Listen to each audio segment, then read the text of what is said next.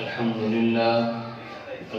لله نحمده ونستعينه ونستغفره ونؤمن به ونتوكل عليه ونعوذ بالله من شرور أنفسنا ومن سيئات أعمالنا من يهده الله فلا مضل له ومن يضلله فلا هادي له ونشهد أن لا إله إلا الله وحده لا شريك له ونشهد أن سيدنا ومولانا محمدا عبده ورسوله أما بعد فأعوذ بالله من الشيطان الرجيم بسم الله الرحمن الرحيم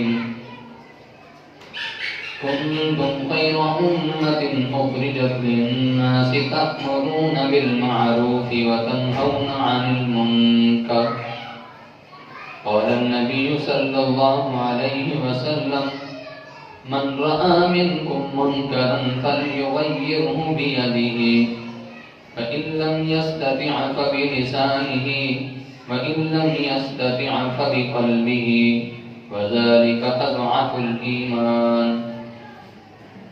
إن الله وملائكته يصلون على النبي يا أيها الذين آمنوا صلوا عليه وسلموا تسليما اللهم صل على محمد وعلى آل محمد كما صليت على إبراهيم وعلى آل إبراهيم إنك حميد مجيد اللهم بارك على محمد وعلى آل محمد كما باركت على إبراهيم وعلى آل إبراهيم إنك حميد مجيد میرے انتہائی واجب احترام دوستوں ساتھیوں عزیزوں اور سننے والی میری محترم ماں اور بہنوں، پچھلے چند جمعوں سے حضور کی شان اور سیرت پر گفتگو چل رہی ہے۔ آج آپ کے سامنے حضور کی شان اور حضور کی سیرت کا جو پہلو بیان کرنا چاہتا ہوں وہ یہ ہے کہ جس طرح حضور کی ذات بڑی شان والی ہے، حضور کی برکت سے یہ امت بھی بڑی شان والی ہے۔ سبحان اللہ۔ اس امت کا کیا مقام اور مرتبہ ہے، چند باتیں آپ کے سامنے رکھوں گا جس سے آپ کو اندازہ ہوگا کہ اس امت کی کیا شان ہے، اور پھر اس امت کو جو شان ملی ہے اس کا اپنا کوئی کمال نہیں، یہ حضور ہی کی برکت ہے۔ نبی پاک صلی اللہ علیہ وسلم نے ارشاد فرمایا کہ پہلی امتوں کی مثال ایسے ہے جیسے ان کو وقت ملا فجر سے لے کر ظہر تک کا، پھر بعد میں امتیں آئیں، ان کی مثال ایسے ہے ان کو ملا ظہر سے لے کر عصر تک کا وقت۔ فرمایا میری امت کی مثال ایسے ہے کہ اس کو وقت ملا ہے عصر سے لے کر مغرب تک کا وقت۔ پہلی امتوں کو وقت زیادہ ملا، وقت کے اعتبار سے پہلی امتیں آگے ہیں کہ ان کو وقت زیادہ ملا۔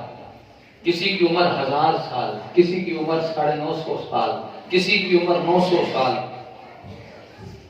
کسی کا بچہ بچپن میں فوت ہو جاتا تھا، کتنی عمر کا، 200 سال کا، 250 سال کا، بچپن میں فوت ہو جاتا تھا۔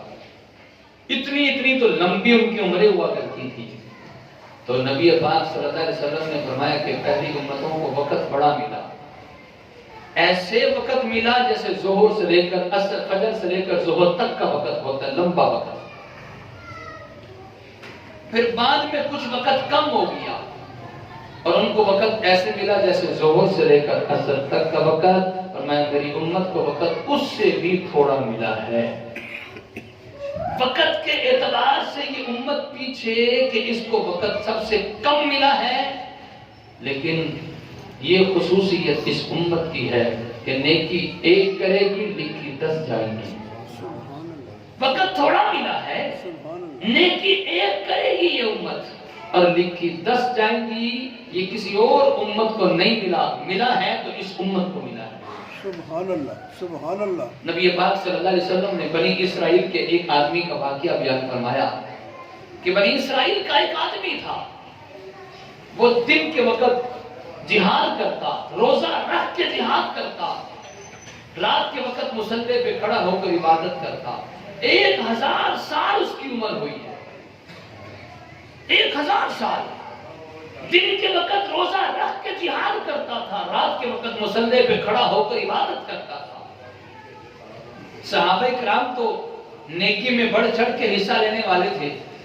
جب ان کو پتا چلتا کہ فلاں شخص نیکی اتنی کرتا ہے تو وہ نیکی میں مقابلہ کیا کرتے تھے، جیسے آج کے دور میں ہم دنیاوی کاموں میں مقابلہ کرتے ہیں، وہ نیکی میں مقابلہ کرتے تھے۔ بیچ میں ایک واقعہ یاد آیا،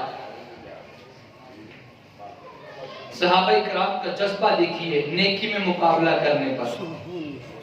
غریب صحابہ کرام حضور کے پاس آئے اور آ کر کہنے لگے، اے اللہ کے نبی صلی اللہ علیہ وسلم، وہ جو مالدار صحابہ ہیں ان کے پاس مال کافی ہوتا ہے، اللہ کے راستے میں خرچ کرتے ہیں، اب وہ ہم سے آگے بڑھ جاتے ہیں، ہمارے پاس ہے نہیں، ہماری مجبوری ہے، ہم کیسے خرچ کریں، ہیں جو نہیں۔ نبی پاک صلی اللہ علیہ وسلم نے فرمایا چلو میں تمہیں تسبیحات بتلاتا ہوں، تم تسبیحات پڑھتے رہا کرو، ایسے انگلیوں پہ گنتے رہا کرو، سبحان اللہ سبحان اللہ سبحان اللہ، ایسے تسبیحات بتلائی کہ انگلیوں پر ایسے گنا کرو۔ مالدار صحابہ کرام نے دیکھا کہ ہیں تو غریب، پاس پیسے تو ہیں لیکن گنتے کیا رہتے ہیں، مال تو ہے کوئی نہیں، آخر گنتے کیا ہیں۔ انہوں نے ساری معلومات لے لی، پتہ چل گیا کہ ان کو حضور نے تسبیحات بتلائی اور یہ تسبیحات پڑھتے رہتے ہیں۔ جب ان کو پتہ چلا تو انہوں نے بھی پڑھنا شروع کر دی۔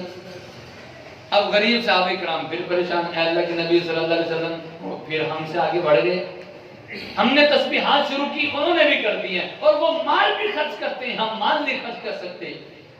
نبی پاک صلی اللہ علیہ وسلم نے فرمایا ذالک فضل اللہ یؤتیہ من یشاء، یہ اللہ کا فضل ہے، اللہ جس کو چاہتے ہیں دیتے ہیں۔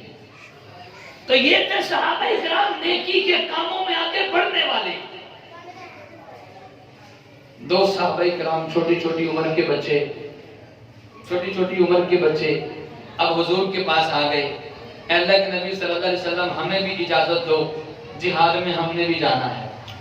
بچوں کا جذبہ، ہمیں اجازت دو، ہم بھی جانا چاہتے ہیں، جہاد میں کافروں سے ہم بھی لڑنا چاہتے ہیں۔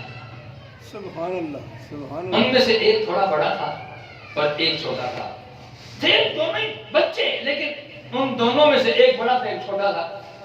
بڑے کو تو مل گئی اجازت کہ چلو اچھا تم چلے جاؤ، تم تھوڑے بڑے لگتے ہو تم چلے جاؤ، چھوٹے کو اجازت نہیں ہے۔ اب جب بڑے کو مل گئی اجازت، اس کا تو ہو گیا کنفرم، چھوٹے کو اجازت ملی نہیں۔ چھوٹا پھر بھی کہہ رہا ہے کہ اللہ کے نبی مجھے بھی اجازت دو، میں بھی جانا چاہتا ہوں۔ اس کے جذبے کو دیکھ کر نبی پاک صلی اللہ علیہ وسلم نے فرمایا کہ چلو تم دونوں کی کشتی کروا لیتے ہیں، اگر چھوٹا جیت گیا تو اس کو بھی لے لیں گے۔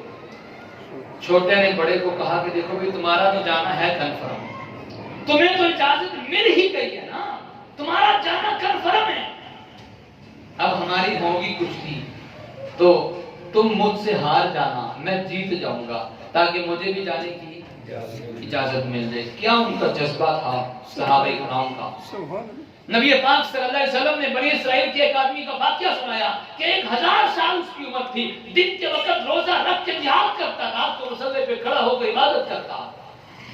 صحابہ کرام پریشان ہو گئے کہ ہم اگر پوری عمر ایسے کرتے بھی رہیں ہم اس سے آگے نہیں بڑھ سکتے، کیوں؟ ہماری عمر ہی 1000 سال ہونی ہی نہیں ہے، ہم اتنی عبادت کر بھی لیں ہم پھر بھی اس سے آگے نہیں بڑھ سکتے، اس لیے کہ ہماری عمر ہے کتنی، 60 سال 70 سال 90 سال، حد لگا لیں 100 سال، 1000 سال تک تو ہماری عمر ہو نہیں سکتی، ہم تو ان سے پیچھے رہ جائیں گے۔ صحابہ کرام کی اس پریشانی کو دیکھ کر اللہ نے قرآن کی آیت نازل فرما دی، اِنَّا أَنزَلْنَاهُ فِي لَيْلَةِ الْقَدْرِ وَمَا أَدْرَاكَ مَا لَيْلَةُ الْقَدْرِ لَيْلَةُ الْقَدْرِ خَيْرٌ مِّنْ أَلْفِ شَهْرٍ، اللہ نے تمہیں ایک رات ایسی دی ہے جو 1000 مہینوں سے بہتر ہے۔ یہ خصوصیات ملی ہیں تو اس امت کو ملی ہے، کس کو ایک رات ایسی ملی ہے لیلۃ القدر، کہ ایک رات کی عبادت 1000 مہینوں سے بہتر ہے. اور یہ بھی لمٹ نہیں ہے شاہد صاحب، یہ لمٹ نہیں ہے کہ 1000 مہینوں کے برابر ہے. اللہ فرما رہے ہیں کہ خیر من الف شہر، کہ 1000 مہینوں سے بہتر ہے.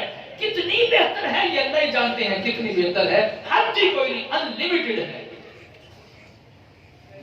نبی پاک صلی اللہ علیہ وسلم نے فرمایا کہ یہ میری امت آئی سب سے اخیر میں ہے، جنت میں جائے گی سب سے پہلے. جس طرح ہمارے پیغمبر نبیوں کے سردار ہیں، یہ امت بقیہ امتوں کی، بولو، یہ امت بقیہ امتوں کی سردار ہے. جس طرح ہمارے نبی کا مقام اور مرتبہ ہے نبیوں میں سب سے اعلیٰ ہے، یہ امت بقیہ امتوں میں سب سے اعلیٰ ہے. اس امت کی خصوصیات بے شمار ہیں. یہ امت گناہ کرتی ہے تو کسی کو پتا. بنی اسرائیل والے گناہ کرتے تھے تو صبح کے وقت دروازے پر لکھا جاتا تھا اللہ کی طرف سے اس نے رات یہ گناہ کیا ہے. یہ امت جتنے مرضی گناہ کر لے بتایا نہیں جاتا کسی کو. اللہ گناہوں پہ پردہ ڈال دیتے ہیں. نیکی ایک کرے لکھی 10 جاتی ہے، گناہ ایک کرے تو 1 لکھا جاتا ہے.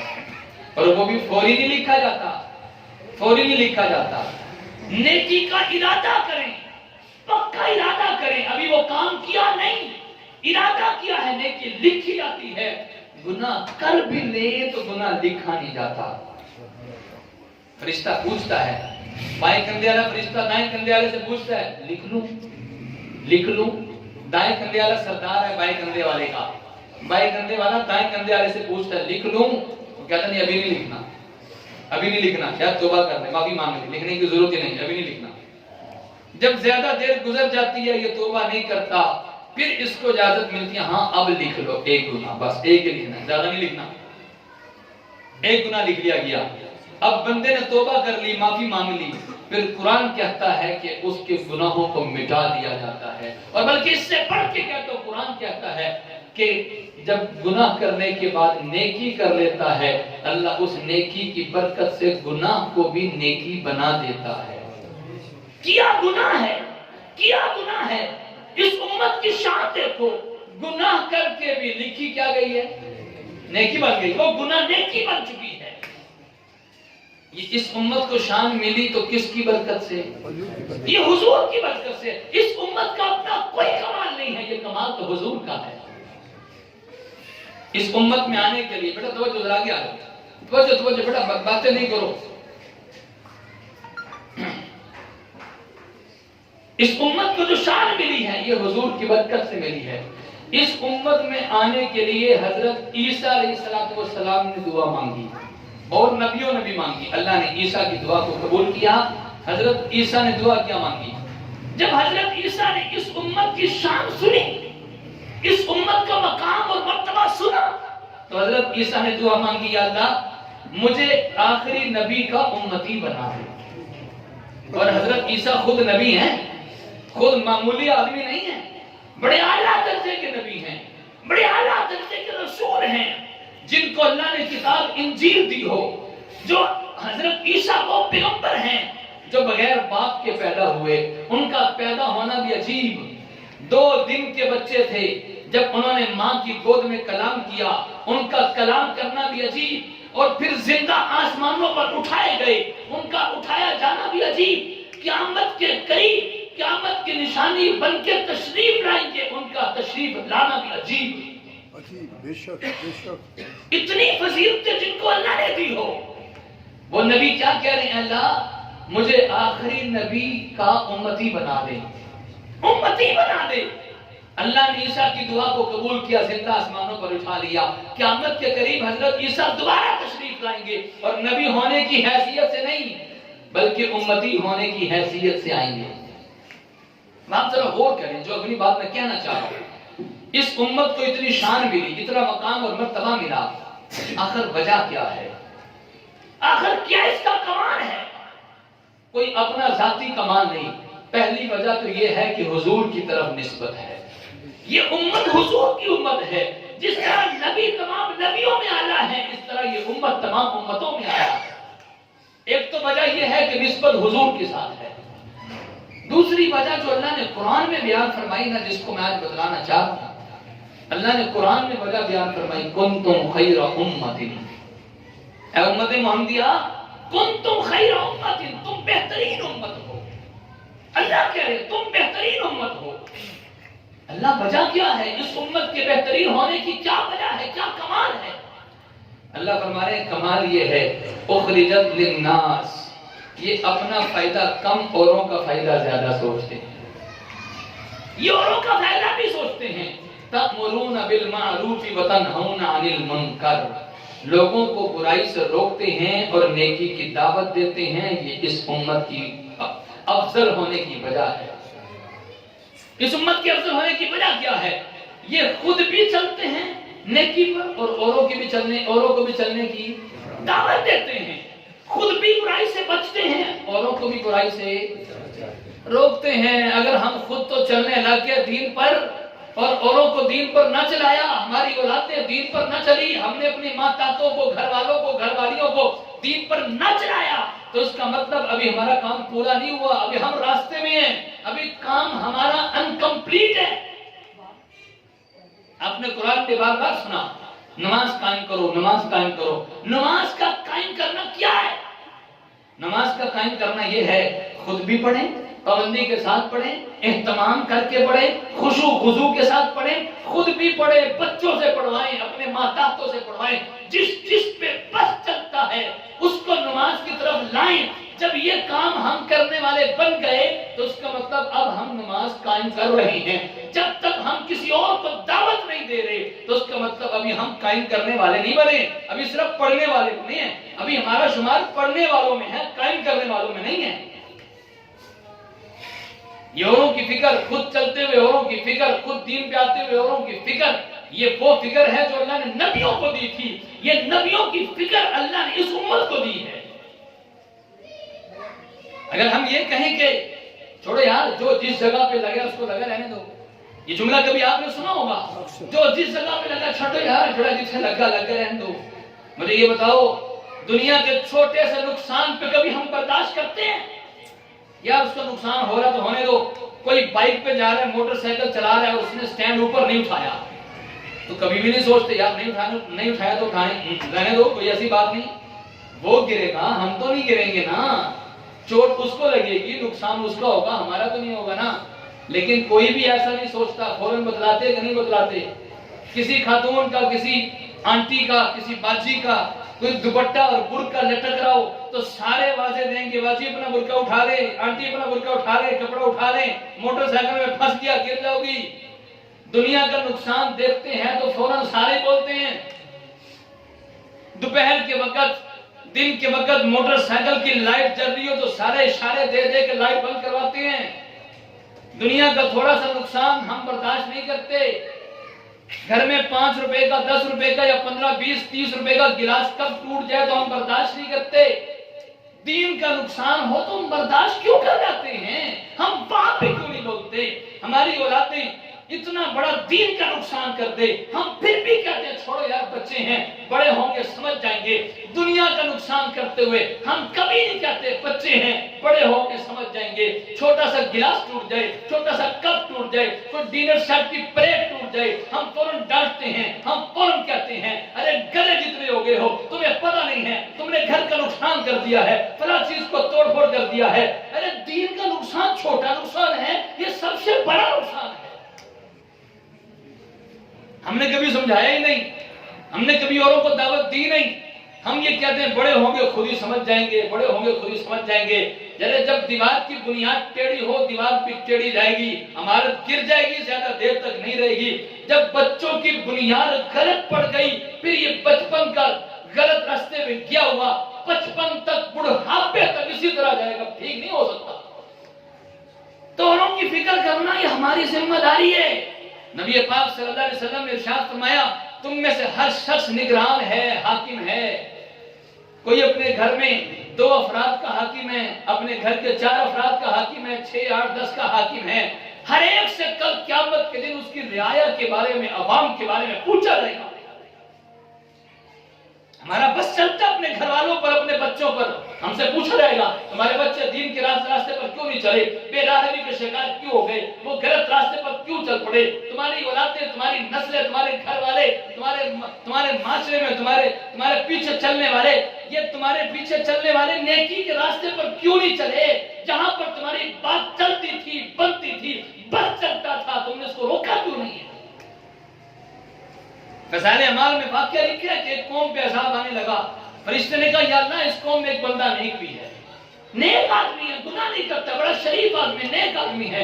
اللہ نے فرمایا سب سے پہلے اٹھا کے اس کو ہلاک کرو، سب سے پہلے اس کو مارو، اس کو ہلاک کر دو، اس لیے کہ وہ خود کو چلتا تھا، اس کو اوروں کی فکر نہیں تھی، اس کو اوروں کی فکر نہیں تھی، برائی کو دیکھ کر خاموش ہو جاتا تھا۔ برائی کو دیکھ کر خاموش ہو جانے والے کے بارے میں نبی پاک صلی اللہ علیہ وسلم نے فرمایا گونگا سانپ ہے جو برائی کو دیکھ کر خاموش ہو جائے، بولتا ہی نہیں ہے۔ میں جب بھی کسی برائی کو دیکھو اس کو ہاتھ سے روکو، ہاتھ سے روکو۔ کسی جگہ پر ایسا ہے کہ بس چلتا ہے، اس کو ہاتھ سے روکا جا سکتا ہے، ہاتھ سے روکو۔ اگر ہاتھ سے نہیں روک سکتے، آپ کو پتا ہم یہاں پہ ہاتھ چلائیں گے مسئلہ بڑھے گا، لڑائی ہو جائے گی، زبان سے روک دو، پیار سے، محبت سے زبان سے منع کر دو۔ اور اگر آپ سمجھتے ہیں کہ یہاں پر زبان سے بھی بولیں گے مسئلہ بن جائے گا، تو پھر اس کام کو دل میں برا سمجھو اور پھر اس میں شریک نہیں ہونا، شریک نہیں ہونا۔ شریک بھی ہو جائیں اور ہم کہ یار کیا کریں، سمجھتے تو ہیں ہم غلط، لیکن جانا بھی پڑتا ہے، مجبوری بھی ہے، ہم غلط تو سمجھتے ہیں، یہ غلط نہیں سمجھ رہے۔ جو بیچ میں شریک ہو گیا یہ برابر کا ملوث ہے۔ یہ کون سا غلط سمجھ رہا ہے جو بیچ میں شریک ہے؟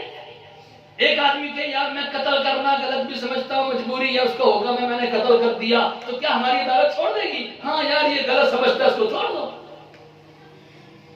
غلط سمجھنے کا مطلب یہ ہے کہ اس کام میں شریک نہ ہو، اس سے علیحدگی اختیار کریں اور بتلا کے علیحدگی اختیار کریں، میں اس وجہ سے شریک نہیں ہو رہا۔ تو اپنی فکر کے ساتھ ساتھ اوروں کی فکر، یہ اس امت کے فضیلت، اس امت کے افضل ہونے کی وجہ جو اللہ نے قرآن میں بیان فرمائی ہے۔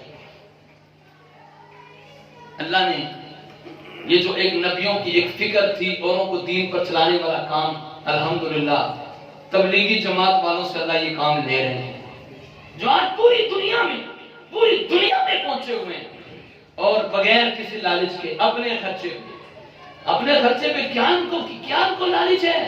کوئی لالچ نہیں، کچھ بھی نہیں۔ بڑی باتیں سننی پڑتی ہیں جب کسی کی مسجدوں میں جاتے ہیں، اور بعض مرتبہ ان کے بسترے اور یہ تکیے اور سرہانے اٹھا کے پر پھینک دی جاتے ہیں، نکالو ان کو مسجد سے، گستاخ آ گئے ہیں۔ اور بعض جگہ پر تو وہ ان کو نکال کر بسترے پھینک کر اپنی مسجدوں کو دھوتے ہیں۔ ارے ان کا کیا قصور جو اپنے گھر بار کو چھوڑ کر، بیوی بچوں کو چھوڑ کر دین کے لیے نکلے ہیں؟ کئی ایسے واقعات ہیں کہ وہ ایسے علاقے میں پہنچے تبلیغی جماعت والے جہاں پر مسجدوں کو تالے لگے پڑے تھے، وہاں پر جالے لگے ہوئے تھے، گندگی سے اٹی پڑی تھی مسجدیں، انہوں نے جا کے تالے کھولے، مسجد کی صفائی کی، مسجد کو دھویا اور وہاں پر دین کی تبلیغ شروع کی، مسجد کو آباد کر کے رکھا۔ ایسے کارنامے۔ اور بعض لوگ بھلا کیا کہتے ہیں، او جاؤ یار کہیں اور جا کے تبلیغ کرو، ہم تو مسلمان ہیں، جاؤ کافروں کے ملکوں میں جاؤ، وہاں جا کر تبلیغ کرو، ہم تو مسلمان ہیں۔ کیا مسلمان کو تبلیغ کی ضرورت نہیں؟ یا مسلمان صرف کلمہ تو پڑھ لیا لیکن ہو سکتا ہے برائیوں میں 2 ہاتھ اس سے بھی آگے ہو۔ کون سی اس کے اندر صفات ہیں، کون سا اس کے اندر کمال ہے؟ کیا نبی پاک صلی اللہ علیہ وسلم صرف کافروں کو ہی تبلیغ کرتے تھے یا صحابہ کرام کو بھی کرتے تھے؟ تربیت کی ضرورت تو ہر ایک کو ہے۔ آج جو کہتے ہیں جاؤ کافروں کو جا کر تبلیغ کرو، مسلمانوں کو کیا تبلیغ کی ضرورت؟ میں کہتا ہوں بازار میں جاؤ، مسلمانوں کو روک کے پوچھو، ہاں بھی وضو کرنے کا طریقہ بتلا دو، غسل کرنے کا طریقہ بتلا دو، ذرا قرآن پڑھ کے سنا دو، فلاں جگہ کی دعا ہی سنا دو، ارے دعائے قنوت ہی سنا دو، نماز جنازہ کا طریقہ سنا دو، کچھ بھی نہیں آئے گا۔ اور بلکہ اکثریت تو وہ ہوں گی جن کا پہلا کلمہ ہی غلط ہوگا۔ ہاں تبلیغی جماعت والے یہی کام کر رہے ہیں، گھر گھر جا کے دین کو پہنچا رہے ہیں، کلمے ٹھیک کروا رہے ہیں، ان کی نمازیں ٹھیک کروا رہے ہیں، ان کا قرآن ٹھیک کروا رہے ہیں، اور پوری دنیا میں اس وقت پہنچ چکے ہیں، پوری دنیا میں اس وقت پہنچ چکے ہیں دین کی آواز کو عام کرنے کے لیے۔ یہ ان کی بڑی قربانی ہے، یہ ان کی قربانی ہے۔ یہ ایک درد اٹھا تھا، حضرت مولانا الیاس جو تبلیغی جماعت کے بانی، انہوں نے دیکھا انہوں نے دیکھا کہ یہ امت یہ کس بے راہ روی کا شکار ہو رہی ہے، کہاں جا رہی ہے۔ مدرسے کے پڑھے ہوئے بچے بھی جب گھروں میں ماحول صحیح نہیں ملتا یہ بھی بے راہ روی کا شکار ہو جاتے ہیں۔ انہوں نے دیکھا کہ حالات ہو یہ جا کہاں رہے ہیں، بس ایک درد تھام کے سینے میں کہ اس کام کو کروں تو کروں کیسے، بس اللہ کا نام لے کے شروع کر دیا۔ سبحان اللہ۔ وہ کہہ رہے ہیں کہ میں سوچ رہا تھا کہ جو جماعت بنائی ہے تو اس کا نام کیا رکھوں، لوگوں نے خود ہی اس کا نام رکھ دیا تبلیغی جماعت۔ کہتے ہیں میں نے نہیں رکھا اس کا جماعت، اس کا نام، یہ اس کا نام لوگوں نے رکھا ہے، یہ تبلیغی جماعت ہے، یہ تبلیغ کرنے والی جماعت ہے۔ کیا بے لوث کام کر رہی ہے، باتیں بھی سن کر، تانے بھی سن کر، ساری چیزوں کو برداشت کر کے، اور ان کو پیچھے امیر کی طرف سے آگے ہوتا ہے بولنا کچھ نہیں ہے، بس امیر کی اطاعت کرو، بولنا کچھ نہیں ہے، ساری باتیں برداشت۔ یہ بڑے دل ٹھگرے والی بات ہے، کسی کو دین کی دعوت دے وہ آگے سے گالیاں سنائے اور پھر چپ کر کے برداشت کر جائے، بڑے دل ٹھگرے والی بات ہے۔ ہمارے استاد مولانا محمد اسماعیل محمدی رحمت اللہ علیہ فوت ہو چکے ہیں، فرمانے لگے ایک مرتبہ میں 3 دن کی جماعت میں گیا اور گشت کرتے ہوئے کسی گاؤں دیہات میں کسی گھر کا دروازہ کھٹکھٹایا، اندر سے پٹھے کاٹنے والی مشین کے چلنے کی آواز آ رہی تھی، تو کہتے میں نے دروازہ کھٹکھٹایا، اندر سے ایک آدمی آیا، تو کہتے بات تو شروع کرنی تھی، کس انداز سے بات شروع کروں۔ جب آدمی آیا تو کہتے میں نے اس سے پوچھا لگتا ہے آپ مصروف ہیں، پٹھے کاٹ لیں، اندر مشین چلنے کی آواز آ رہی ہے، تو انہوں نے کہا کہ ہاں مصروف ہوتا ہے، ان کو ویلے تھوڑی ہیں پھیرتے رہنے ہیں۔ انہوں نے کہا ہاں مصروف ہو، آپ کی طرح فارغ تھوڑی ہے جیسے پھرتے رہیں۔ ارے ہم کیا سمجھتے کہ فارغ لوگ ہیں، ان کا کوئی کام کاج نہیں، ان کے بیوی بچے نہیں، ان کا کاروبار نہیں، سب کچھ ہونے کے باوجود پھر بھی دین کو پہنچانے کے لیے لگے ہوئے ہیں۔ یہ درد دل ہے جو اللہ نے نبیوں کو دیا تھا، نبیوں کی برکت سے اس امت کے خاص لوگوں کو ملا ہے۔ بے شک بے شک۔ یہ آج جو رائبن کا اجتماع پہلے 1 سال میں پورے پاکستان کا ہوتا تھا اور اب انہوں نے 2 سال میں تقسیم کی ہے، 1 سال آدھے پاکستان کا اور اگلے سال دوسرے آدھے پاکستان کا، اور پھر اب وہ بھی 2 حصوں میں، آدھا بھی وہ بھی 2 حصوں میں تقسیم ہو گیا، آدھا ایک ہفتے ہوتا ہے، آدھا اگلے ہفتے ہوتا ہے، اور بڑھ رہے مجمع بڑھ رہے۔ یہی اسلام کے بڑھتے ہوئے کو دیکھ کر یہ کافر پاگل ہوا پڑا ہے، کفر اور پورا یورپ پاگل ہوا پڑا ہے۔ آپ جاؤ کبھی رائبن کا چکر لگاؤ، کبھی اجتماعات میں دیکھو، یہ پاکستان کا حلقہ ہے، یہ بنگلہ دیش کا حلقہ ہے، یہ انڈیا کا حلقہ ہے، یہ امریکہ کا حلقہ ہے، یہ فلاں جگہ کا حلقہ ہے، پوری دنیا کے ممالک سے وہاں پہ آئے ہوئے لوگ یہ دیکھ رہے ہیں، غیر مسلم اور یورپ والے اسلام اتنی تیزی سے پھیل رہا ہے، اور یاد رکھیے اسلام کو کوئی روک نہیں سکتا۔ میرے پیغمبر نے فرمایا ایک وقت آئے گا گھر گھر میں کلمہ پہنچے گا، کوئی روک نہیں سکتا۔ اور آج اسلام اتنی تیزی سے یورپ، امریکہ وہاں پہ جو پھیل رہا ہے، اور وہاں پہ جو لوگ اسلام قبول کر رہے ہیں، اللہ کی قسم وہ 100% مسلمان بن رہے ہیں۔ ہماری مسجدوں میں اتنا رش نہیں ہے جتنا رش وہ غیر مسلموں کے ملکوں میں جو مسجدیں ہیں، یورپ کے اندر جو مسجدیں ہیں، اور وہ چھوٹی چھوٹی مسجدیں نہیں، بڑی بڑی مسجد اور بھری پڑی ہیں، بھری۔ الحمدللہ یہ تبلیغی جماعت کی برکت کہ وہ دین کو لے کر کہاں کہاں تک پہنچے۔ سب سے بڑا اجتماع حج کا اجتماع، اس کے بعد یہی تبلیغی جماعت کا اجتماع پاکستان اور بنگلہ دیش۔ تو اس لیے میرے دوستو، ہم اگر کچھ اور نہیں کر سکتے تو کم از کم معاون تو بنے، ہم ان کے معاون تو بنے۔ ارے معاون نہیں بن سکتے تو کم از کم ان کے لیے دعائی کر لیں کہ اللہ جس کام کے لیے نکلے ہیں ان کو کامیابی عطا۔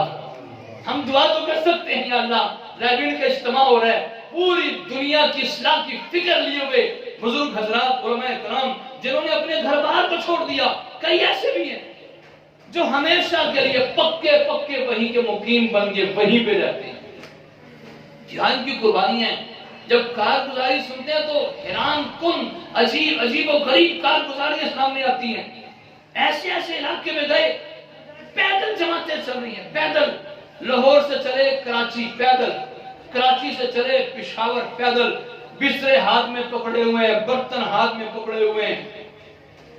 ارے کیا ان کا یہ جن کے سینے میں درد ہو، کسی کام کی اہمیت کو سمجھتے ہوں، یہ کام وہی کر سکتا ہے، ہر بندہ نہیں کر سکتا۔ ہم یہاں سے پیدل چلنا پڑے مغل پر ہم نہیں جاتے، شاد والی گلی میں کام جانا ہو تو گھر سے موٹر سائیکل نکالتے ہیں۔ یہ کیا اللہ کا دین پھیلانے کے لیے کس انداز سے محنت ہو رہی ہے۔ تو یہ ایک کام تھا جو اللہ رب العزت نے تبلیغی جماعت والوں سے دیا اور لے رہے اللہ کام. بس ہم اللہ سے دعا کریں اللہ اس کام میں ہمیں بھی شریک فرما لے. یہ کام بڑا اونچا ہے کہ جس کی وجہ سے اس امت کو فضیلت ملی ہے, اس امت کو مقام اور مرتبہ ملا ہے. حضرت عمر فاروق رضی اللہ تعالیٰ عنہ تو فرماتے ہیں میری پسند ہے یہ چیز کہ لوگوں کو نیکی کی دعوت دوں اور برائی سے روکوں. حضرت عمر فرمانے میری پسندیدہ چیز ہے, میری فیوریٹ چیز ہے نیکی کی دعوت دینا اور برائی سے روکنا. حضرت جبرائیل فرماتے ہیں میری پسندیدہ چیز ہے بھٹکے ہوئے لوگوں کو راستہ دکھانا. آج یہ امت یہ پیاسی ہے اس چیز کی جس کو کوئی بتانے والا نہیں مل رہا, ان کو کوئی لانے والا نہیں مل رہا. یہ آج ہمارے خاندان ہماری فیملی سسٹم سارے تباہ ہو چکے, ختم ہو چکے, خراب ہو چکے ہیں. وجہ کیا ہے؟ ان کو دین کی دعوت دینے والا ہے کوئی نہیں. تو اس لیے میرے دوستو بھائیو یہ بڑا اونچا اور اہم کام خود بھی چلتے ہوئے اوروں کو بھی دین پر چلانے کی فکر کریں. اپنی اولادوں کو, اپنی ماتاتوں کو, اپنے گھر والوں کو, گھر والیوں کو سب کو دین پر چلانے کی فکر کریں. جب یہ ہم فکر کرنے والے بن گئے تو اس کا مطلب اب ہم دین کو قائم کرنے والے بن گئے. اللہ سے دعا اللہ تعالیٰ سب کو خود بھی دین پہ عمل کرنے کی توفیق عطا فرمائے اور اوروں کو بھی دین پہ لانے کی توفیق عطا فرمائے. آمین. واخر دعوانا الحمدللہ رب العالمین.